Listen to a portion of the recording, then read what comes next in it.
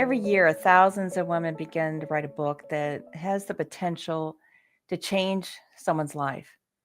And what I hear so much from my clients, they tell me that somewhere in the writing process, there's these whispers of doubt that begin to take over. Whispers like, who am I to write this book? What if I fail? What if I'm criticized? What if the message that I am so passionate about that I want to share with the world actually damages my social status? So what happens? They stop writing because the fear grips them so strongly, and the doubt becomes this quiet thief of their dream. This is why we never get to hear their message or hear their story that could change the world. It's not that they lack talent or their idea is weak. It's because imposter syndrome masquerades as logic, and it quietly pulls them away from something that's so important for them that they want to accomplish. How many of our listeners today have experienced this? To have fear grip you so tight that you walk away from the one thing that is the most important thing to you. There are three bestsellers who felt the same way as many of us authors do. They felt the doubt, the fear, the imposter syndrome, but they wrote anyway. Maya Angelou, in an interview with The Times, she confessed that even after publishing 11 books, every time she sits down to write, she thinks, uh-oh, they're going to find me out now.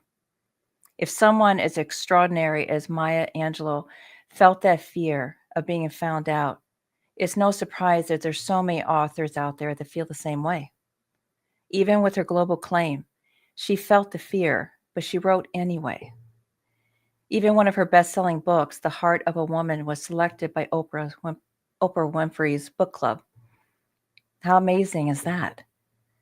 Elizabeth Gilbert, she wrote the book Eat, Pray, Love. It was her memoir. Over 12 million copies were sold and translated to over 30 languages. But she says, and I quote, for over 25 years now, my fear has been shouting, stop, to me every time I sit down to write. Even with her massive success, she still feels that tug of self-doubt when those blank pages stare back at her. But she wrote anyway. Toni Morrison, who won the Pulitzer Prize in 1987 in the Paris Review interview, she says that when you start writing, you're scared to death. And she's right. But she also admitted that every time she writes a new book, it's like beginning all over again. And she's never sure that she can pull it off again. But she wrote anyway. These are extraordinary women. They're celebrated, they're highly respected, they're awarded. But they too struggled with fear and doubt and imposter syndrome. But imposter syndrome doesn't mean you're not ready. It doesn't mean that you're not good enough. It means that you're standing on the edge of transformation, that you're standing on something so amazing that the world's waiting for. Hi, my name is Brenda Hukel, and I was one of those authors too. I understand how the fear and the imposter syndrome can convince you that you're not ready or you're not enough or the world won't care about your book. My book, Courageously Authentic, launched in May, and it went global. It was featured in the Associated Press twice, USA Today, Worldwide Women's Association. The New Literary Society magazine did a 70-page spread, and over 200 media outlets, including Fox, ABC, NBC, CBS, featured my book. It aired in New York Times Square. I was inducted into Marquis Who's Who. I won my first award, and several awards are pending. Why do I share this with you? I share for one reason. I almost didn't finish my book either because of fear. But I had no idea what was waiting for me on the other side, and neither do you.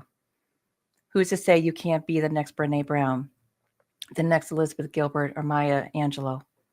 So my message to you is write your book anyway. Your words can maybe be the turning point someone else's life is waiting for. So don't wait for confidence. Choose courage. Choose authenticity over perfection. Choose the truth that your story is tugging at your heart to write. So I want to personally invite you to the Women's Thrive Summit, March 16th to the 20th of next year, where I'm going to be presenting a session on how to navigate the emotional and technical barriers so many authors experience. It's called the Courageously Authentic Writer's Toolkit. It's going to be available on my website November 24th. We're just making a couple of tweaks. But this toolkit was created with you in mind, and it takes you through the whole author process from the emotional piece that you're going to go through to the technical piece, because when you're a new author, you don't know what you don't know. I wish I would have had this when I started out. So to all the authors out there, I wish you so much luck. I would love to hear from you. And I encourage you, write your book anyway. The world's waiting. Thank you.